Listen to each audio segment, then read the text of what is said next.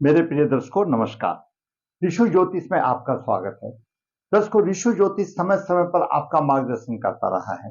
सबसे पहले मैं आपको बड़ा धन्यवाद देना चाहूंगा जो आप मेरे वीडियो बड़ी उत्सुकता से देख रहे हैं और आशा करता हूं इसी प्रकार देखते रहेंगे। दर्शकों, आज के एक नवयुग की कुंडली में हम विचार करने जा रहे हैं ज्योतिष का एक बहुत ही अति महत्वपूर्ण योग, महाराज योग। महाराज योग कैसे बनता है वो बताएंगे। उसके बाद मकर का शुक्र में, मकर राशि में शुक्र हो और गुरु का प्रभाव हो, क्या प्रभाव मिलता है। मीन राशि का चंद्रमा और पर गुरु की दृष्टि हो तो इन सब का क्या प्रभाव होता है। दर्शकों, आपके लगन कुंडली किसी भी लगन की हो उससे कोई तात्पर्य नहीं है। महाराज योग कुंडली में कब बनता है, यहां पर लगन लिखा है। लगन में जो राशि है उस राशि का स्वामी पंचम भाव में हो। लगन का स्वामी पंचम भाव में हो और पंचम में जो राशि आती है आपकी, उसका स्वामी लगन में हो। यानी लग्नेश का और पंचमेश का आपस में राशि परिवर्तन योग हो तो महाराज योग होता है। पंचमेश लगन में और लग्नेश पंचम में, इस प्रकार जो राशि परिवर्तन योग होता है वह महाराज योग होता है। ऐसा जातक सुखी, विख्यात और सम्मान की कोई कमी नहीं, धन की कोई कमी नहीं। क्योंकि धन आगमन के कुंडली में कई योग होते हैं, ये अपने आप में महाराज योग है, यानी राजाओं का भी राजा महाराज। तो सभी सुख वैभव अपने आप आ जाते हैं। दूसरा है मकर का शुक्र पर गुरु का प्रभाव। मैंने यहां पर लिख दिया है, मकर का शुक्र लिख दिया है। उस शुक्र पर क्यों, मकर की राशि शनि की है और गुरु की दृष्टि उस पर नीच दृष्टि होती है। कहीं पर भी होने दो, चाहे गुरु की पंचम दृष्टि होने दो या सप्तम होने दो या नवम होने दो, तो मकर राशि को गुरु नीच दृष्टि से देखता है। लेकिन नहीं, जब वहां पर शुक्र आ जाता है तो प्रभाव में फर्क आ जाता है। तो मकर राशि में शुक्र हो और उस पर गुरु का क्या प्रभाव हो। अगला, मीन राशि का चंद्रमा और गुरु की दृष्टि हो। कहीं पर भी मीन राशि का चंद्रमा हो, गुरु की 3 दृष्टि होती है, पंचम, सप्तम नदी, और उसका क्या प्रभाव है। लगन कोई भी हो आपका, लगन का स्वामी यहां पर पंचम भाव में, पंचम भाव का स्वामी लगन में, कोई भी लगन होने दो, महाराज योग बनता है। और यह बात विदित है, सभी जानते हैं, पंचम भाव में और नवम भाव में और लगन भाव में जो राशि आती है वो परस्पर मित्र होती हैं और ये राशि परिवर्तन योग अति शुभ माना गया है, सब योगों से अच्छा माना गया है। इन्हीं योगों को हम एक संबंधित जातक की कुंडली में देखते हैं। पुरुष जातक का जन्म 15/3/2003 शुक्ल पक्ष 2 नक्षत्र उत्तर भाद्रपदा चरण 3 बुधवार को हुआ। जन्म के समय पर मीन लगन उदय हुआ। मीन लगन के 16 अंश है। चंद्रमा 12 डिग्री 40 मिनट लेकर के विराजमान है। तृतीय भाव में वृषभ राशि में राहु 9 डिग्री लेकर विराजमान है। वहीं पर शनि 28 डिग्री लेकर के विराजमान है। राहु का शनि पर कोई प्रभाव नहीं है, क्यों, बहुत फर्क है, 19 डिग्री का फर्क है। पंचम भाव में कर्क राशि, कर्क राशि में लग्नेश गुरु है, उच्च राशि में है। अष्टम भाव में वृषभ राशि, वृषभ राहु में केतु 9 डिग्री 47 मिनट लेकर के विराजमान है। वहीं पर दसम भाव में धनु राशि में मंगल 6 डिग्री लेकर के विराजमान है और एकादश भाव में मकर राशि में शुक्र 9 डिग्री लेकर के विराजमान है। द्वादश भाव में कुंभ राशि में सूर्य 20 डिग्री लेकर विराजमान है और बुध 6 डिग्री लेकर के विराजमान है। बुध अस्त नहीं है। दर्शकों, कुंडली में मिथुन मीन लगन की कुंडली में लग्नेश गुरु बनता है और चतुर्थ और सप्तम भाव का स्वामी बुध बनता है।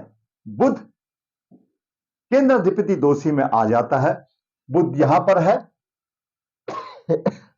द्वादश भाव में है, दोष भंग नहीं हो रहा।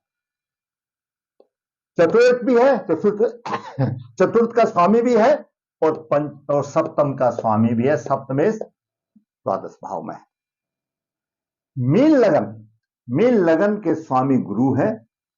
तो यह तो अपने आप में विदित है कि ऐसा जातक ईश्वर के प्रति श्रद्धावान होगा, मधुर बातचीत होगी, अतिथि सेवक होगा, न्याय का पक्ष लेने वाला होगा, कानून का सम्मान करने वाला होगा, और दूसरा उसके साथ कितना भी बुरा व्यवहार करे लेकिन वह जातक अच्छा व्यवहार करेगा, दूसरों की भलाई के लिए स्वयं का सुख भी त्याग करने वाला होगा। लग्नेश पंचम भाव में है। आपका लग्नेश कोई भी हो, मैं उसी का भाव बता रहा हूं, कोई भी लग्नेश यहां हो और लग्नेश पंचम भाव में हो तो माता पिता की सेवा करने वाला, राज सेवा में उच्च अधिकारी, क्षमाशील, विद्या व्यसनी, लोगों द्वारा ख्याति मिलती है, सभी किसी भी सभी चीज रहती है, अब अभाव रहित रहता, उसको किसी चीज का अभाव नहीं होता, विद्या संतान का अच्छा सुख मिलता है, क्योंकि लगन का स्वामी पंचम भाव में है। लगन स्वयं जातक का प्रतिनिधि है और पंचम भाव विद्या संतान का है, उसके साथ साथ सरकारी खजाना है, गवर्नमेंट का खजाना है, सरकार का खजाना है, जनता का खजाना है। यहां पर लग्ने सूर्य है, उच्च राशि में है, पंचम दृष्टि से भाग्य की वृद्धि कर रहा है, सप्तम दृष्टि एकादश भाव पर है। सोचो अगर यहां पर शुक्र नहीं होता तो सप्तम दृष्टि इसकी नीच दृष्टि होती, लेकिन सामने शुक्र आ गया और शुक्र का धन का देने वाला है, शुक्र लक्ष्मी है और शुक्र दाम्पत्य सुख का देने वाला है, तो शुक्र पर गुरु की दृष्टि हो गई, इतना अच्छा योग बन गया। और नवम दृष्टि से अपनी राशि लगन भाव को देख रहा है, चंद्रमा को देख रहा है, प्रतिष्ठा की कोई कमी नहीं। अब बात करते हैं सूर्य की। सूर्य छठे भाव का स्वामी द्वादश भाव में है, खर्चा अधिक करने वाला, नेत्र रोग होंगे, क्योंकि सूर्य ये द्वादश भाव सहवास का सुख भी है, उसमें थोड़ी सी कमी का कारण होगा, परंतु ऐसा जातक धन अधिक खर्च करने वाला होता है। बात करते हैं चंद्रमा की। चंद्रमा पंचम भाव का स्वामी है और लगन में है। सुंदर शरीर, स्वभाव से कोमलता, मधुर वाणी, आदर्श ज्ञानी, सुंदर जीवन साथी, अधिक भोलापन, सम्मान की कोई कमी नहीं। मंगल, मीन लगन में मंगल द्वितीय भाव का स्वामी है और नवम भाव का स्वामी है।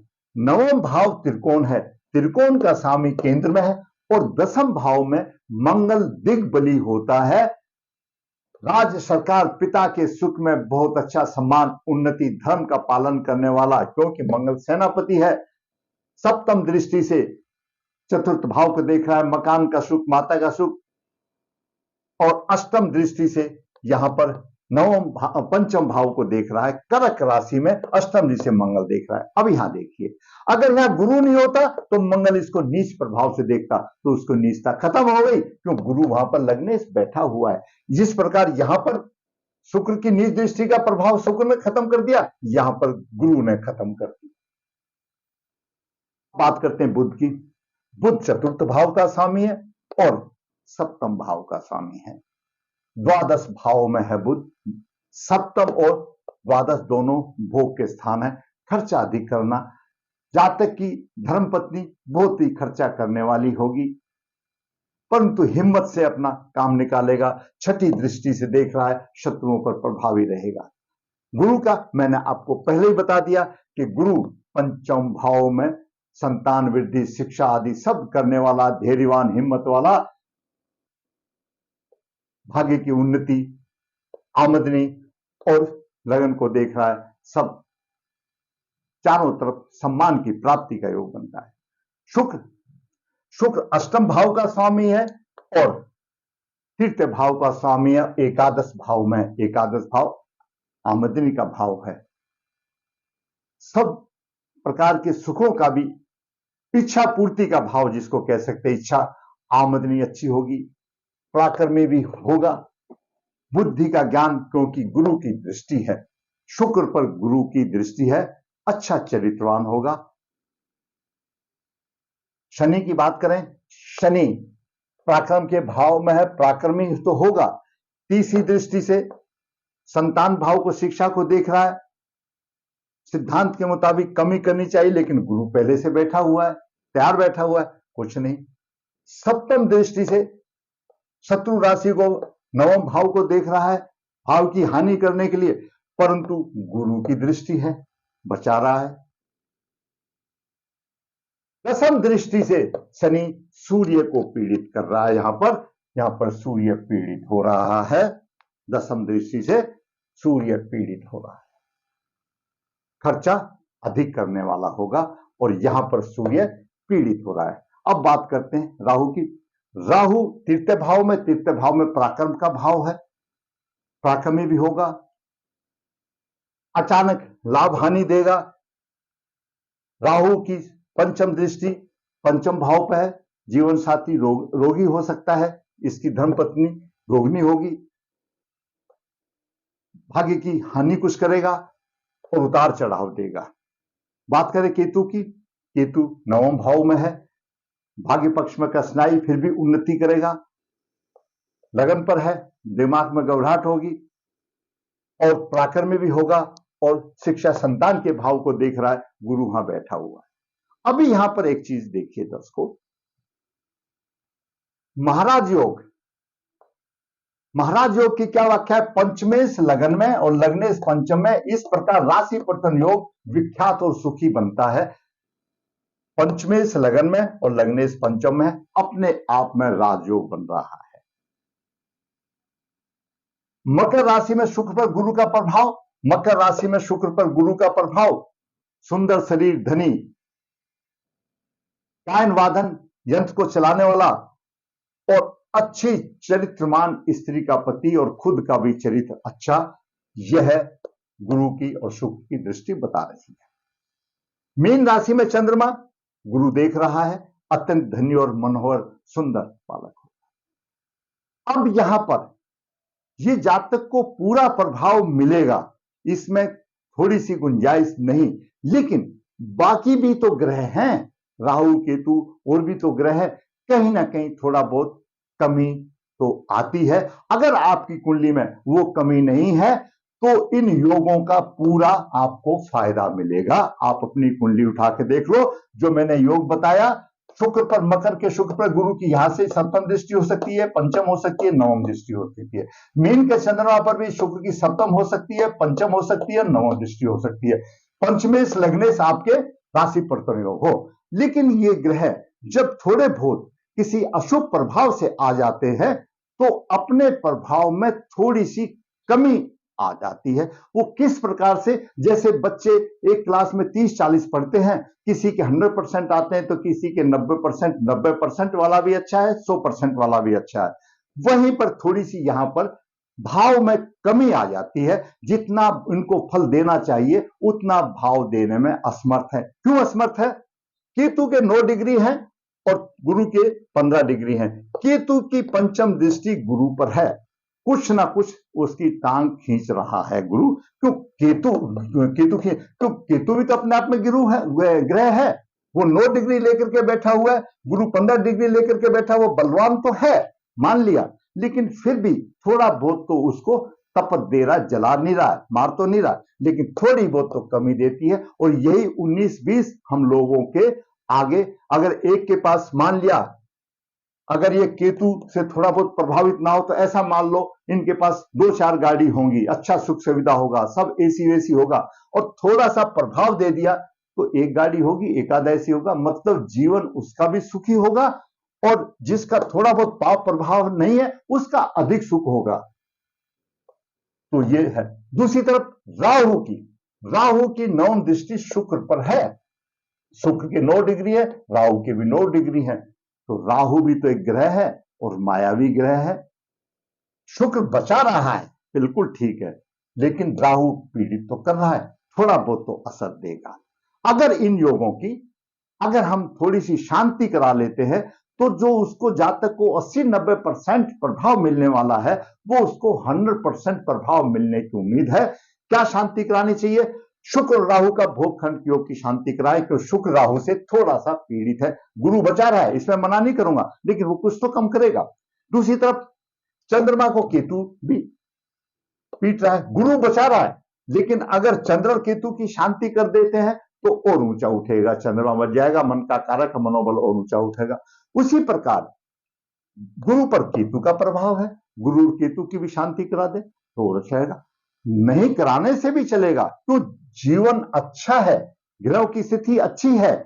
क्योंकि जैसे मैंने आपको उदाहरण दिया, एक बच्चे के 100% आते हैं तो दूसरे के 80-90% आते हैं, तो वो भी तो अच्छा ही रहता है, वो भी तो चिराग है।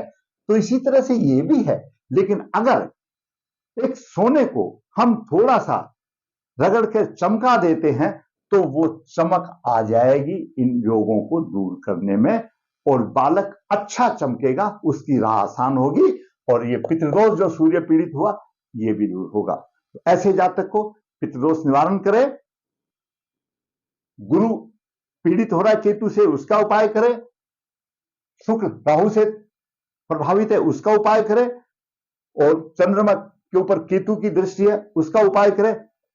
साथ साथ एक काम और किया जा सकता है, ऐसा जातक चंद्रमा और गुरु का रत्न धारण करे, गज केसरी योग बनेगा।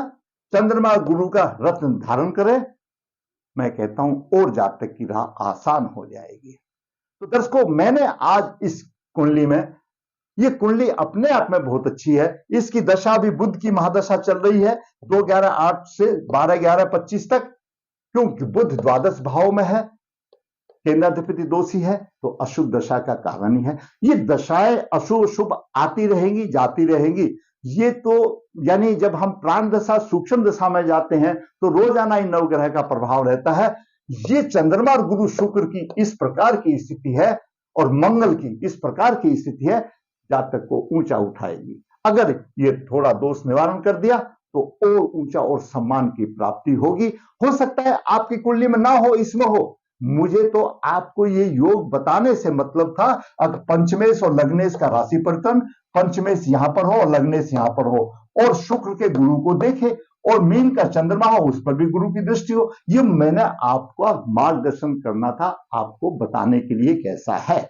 इसके में जैसा थोड़ा बहुत या तो मैंने उपाय बता दिया। दर्शकों, मैंने अपने अनुभव शास्त्रों के अनुसार आपका मार्गदर्शन करने की कोशिश की।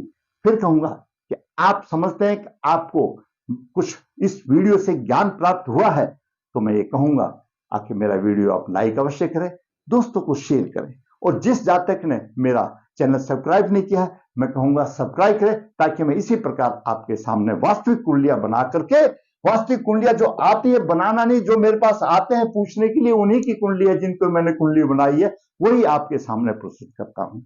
जैसा कि मैं कहता हूं, ऋषि ज्योतिष नर्मदा जी के तट के नजदीक है नवदेहर, यहाँ पर काल सर्पदोष पितृदोष पूजाएं की जाती हैं। जो इच्छुक है संपर्क कर सकता है। ऋषि ज्योतिष हाथ से पत्रिका लिखता है, निचोड़ कर देता है, मार्गदर्शन की कमी नहीं छोड़ती। जो इच्छुक चाहता है वो संपर्क कर सकता है। ऋषि ज्योतिष कन्या विभाग के लिए गुण मिलान की प्रक्रिया वर्कशॉप करके उसकी राह आसान करता है। जरूरत है आपको फायदा उठाने की। अंत में फिर कहूंगा, दर्शकों, आपको वीडियो अच्छा लगा है, लाइक करें, शेयर करें, जिसने चैनल सब्सक्राइब नहीं सब्सक्राइब करें, ताकि मेरा भी मनोबल ऊंचा हो और मैं इसी प्रकार आपके सामने वास्तविक कुंडलियों के लेकर के आपका मार्गदर्शन करता रहूं। धन्यवाद।